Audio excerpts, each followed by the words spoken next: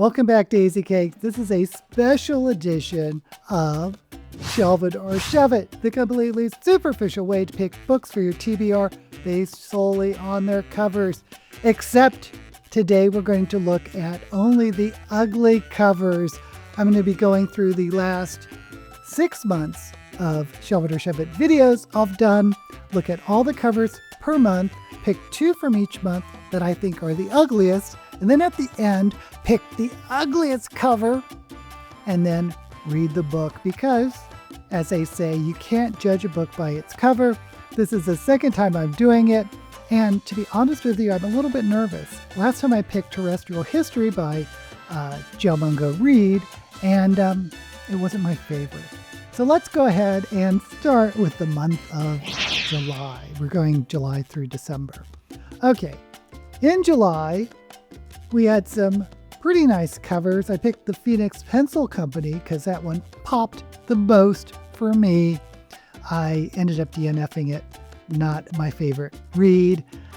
In terms of ugly covers, not a fan of the poppy feels, look very simplistic. Really not a fan of Unworld. I mean, what is this ombre effect in this simple font between pink and green, I guess? Maybe it's Jason Green, and there's just this snowfield with 2 people in it, maybe? A lot of covers I did like here. I liked a mapping of monsters and mainframes. Sour Cherry. I think of all the covers here, Unworld and Sour Cherry are my least favorites. So let's go ahead and put those in the ugly book cover category. Moving on to the month of August, I picked Infinite Archive by Muir Lafferty. Loved that book. The others, I kind of like all these covers. My least favorites, probably Confession, the science fiction by Paul Bradley Carr. Storm clouds in a mailbox. I don't know what this could be about. And gosh, there's so many good ones. I guess just because it's my least favorite of the rest, besides the Confessions, is Sea Memory Hunters by Mia Teal. You know, it's just these red flowers. Big deal. No idea what it's about.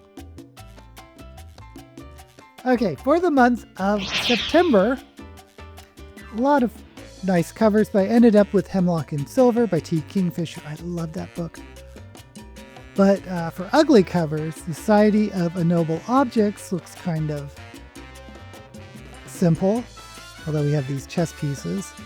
These memories do not belong to us. I'm not a big fan of that, although with the pixelated flower, I'm at least getting a story. I'm getting a story of memories being lost, maybe from a computer, or maybe there's an android or some type of cybernetic implant that's making you lose your memories, or inserting memories that aren't yours. Sunbirth has to be one of the worst. Sunbirth by Ann Yu is ugly. Photoshop with a hole in the center. That's my number 1 least favorite, I think. And the other one has to go to Best of All Worlds. It's just that house turned upside down. Very simple, but both of those covers are bad. Really bad. Those 2 are my least favorite in September. Let's move on to October.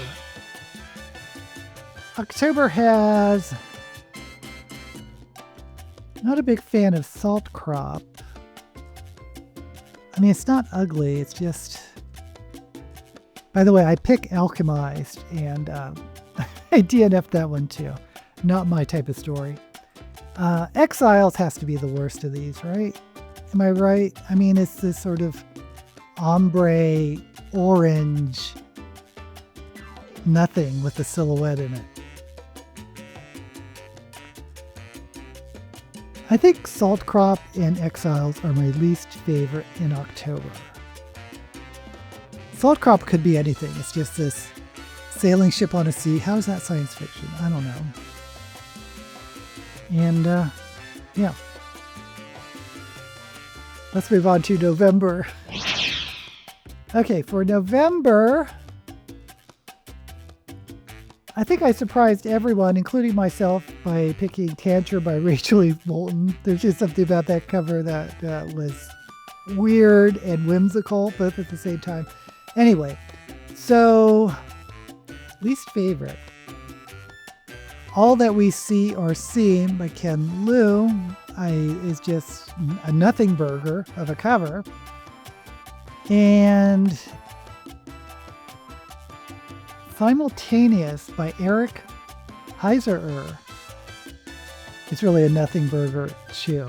Don't know what these could be about.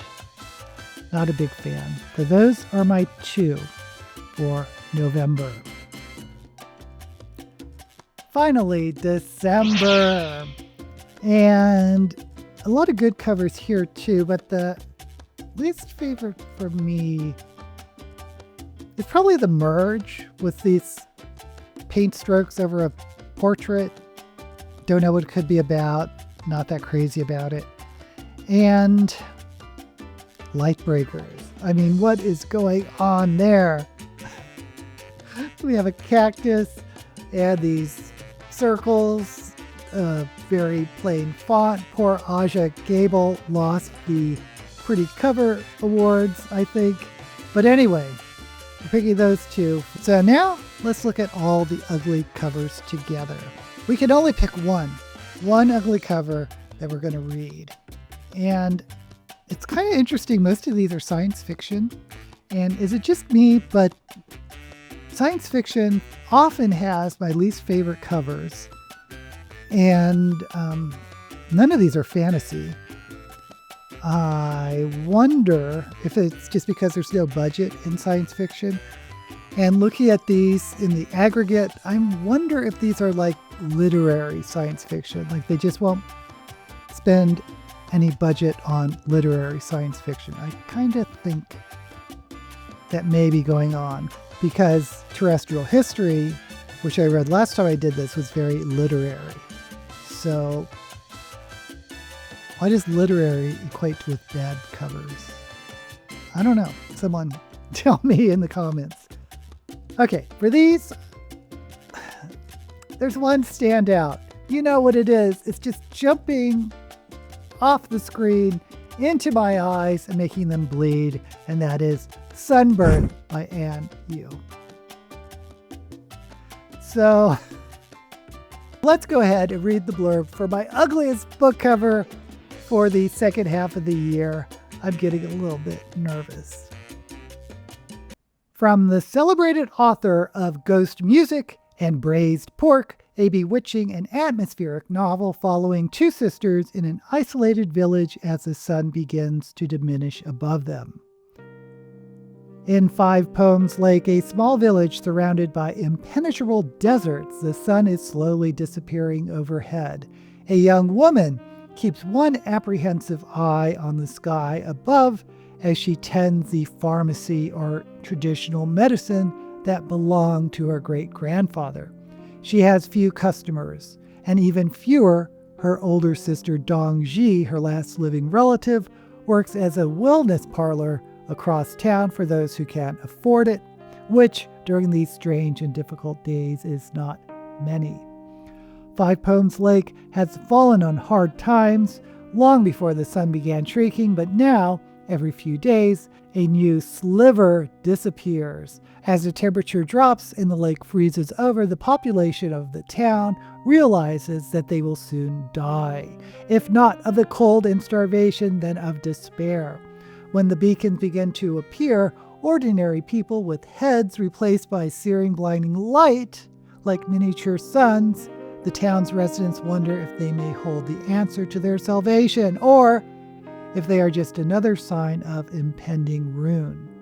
Soon, a photograph found in the possessions of their father, who disappeared mysteriously 12 years ago, will offer another clue in the mystery of the beacons, and Dong Ji and her sister wonder if they may finally learn what happened to their father. With a richly surreal sensibility that has earned comparisons to the work of Haruki Murakami and anchored by searching curiosity and wisdom. In Sunbirth, Ann Yu honors the unique relationship held between sisters and asks how much we can ever know about the deepest mysteries of the world. Wow, what a blurb. Oh my gosh. Sunbirth by Ann Yu is a Dying Earth novel in the subgenre of Dying Earth. So that's kind of interesting. It seems very dystopian-esque, and it doesn't seem very scientifically accurate. If the sun is disappearing by slivers and people are appearing with sun in their heads, that's not how a sun dies. So it's called Sunbirth. So maybe the sun is rebirthing, or there's a new... I don't know. I don't know why it's called Sunbirth. I'm curious about this. I do think it's literary. I'm excited about the comparison with Murakami. And we'll see. Will this ugly duckling of a cover actually prove to be a beautiful swan of a story? I will let you know. But I also want to know what covers you would have picked. The ugliest cover of all these covers for the last half of the year you would have picked to roll the dice and see if it could be a good story. Let me know down in the comments. And while you're there, don't forget to like this video and subscribe to my channel. Until we meet again, may all the books you read be blessed.